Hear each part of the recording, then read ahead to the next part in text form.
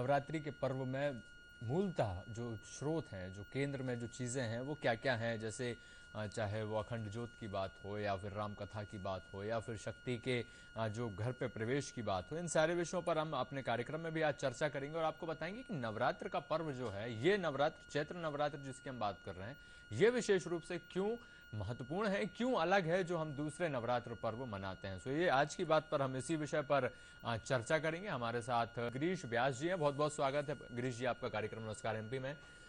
सबसे पहले तो गिरीश जी यही आपसे जानेंगे कि नवरात्र जो पर्व है वो है क्या मूलतः और उसकी संस्कृति कैसे बनती है। जी नवरात्रि और नव वर्ष हम कहते हैं कि हमारा तिथियों से प्रारंभ होता है। ठीक है। हम उत्तरायण और दक्षिणायन हम इसको मानते हैं, तो हम उत्तरायण से प्रारंभ करते हैं, अर्थात नव संवत्सर आज से जो प्रारंभ होता है इसको हम बोलते हैं नव संवत्सर।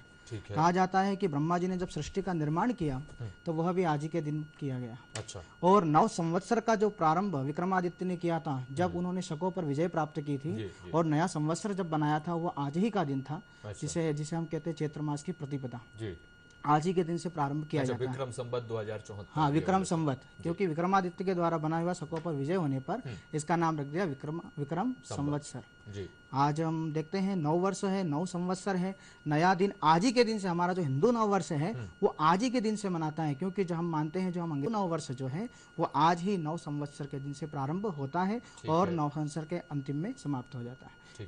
जो आपने पूछा नवरात्रि अर्थात नवरात्रि, जो 1 2 3 4 5 6 7 8 9 रात्रियां जिसमें हो, अर्थात इस संसार में हमारे हिंदू अगर वैदिक वांग्मय की जब हम बात करते हैं तो 3 रात्रियां बनाई गई।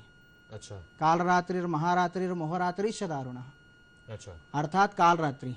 काल रात्रि का अर्थ होता है दीपावली, जिस जगह चंद्रमा और सूर्य दोनों नहीं होते हैं और जिसकी रात काली कहलाती है उसको हम बोलते हैं काल रात्रि। अच्छा। एक होती है महारात्रि अर्थात शिवरात्रि, इसलिए हम शिवरात्रि को कहते हैं महाशिवरात्रि।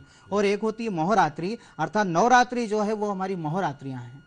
तो अच्छा। इस संसार में अगर हम संवत्सर की बात करें, संवत्सर की बात करते हो, 3 रात्रि हमारे बीच में आती हैं।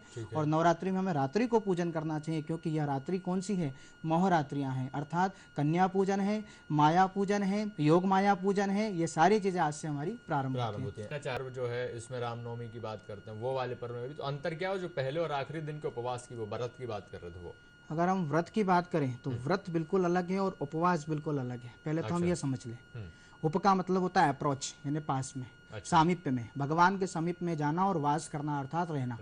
उसमें निराहार रहना उसको कहते हैं उपवास। अच्छा। और संकल्पम इति व्रत, अगर किसी भी कार्य का संकल्प ले लेना वह व्रत है। जैसे मैंने आज संकल्प लिया कि आज मैं सुबह से लेकर रात्रि तक व्रत करूंगा, अर्थात उपवास करूंगा, तो जो मेरा संकल्प है वो मेरा व्रत है। अच्छा। और जो मैं भूखे रहकर कर रहा हूँ, भगवान के समीप में वास कर रहा हूँ, उनका चिंतन मनन कर रहा हूँ, वो मेरा क्या हो गया, उपवास हो गया।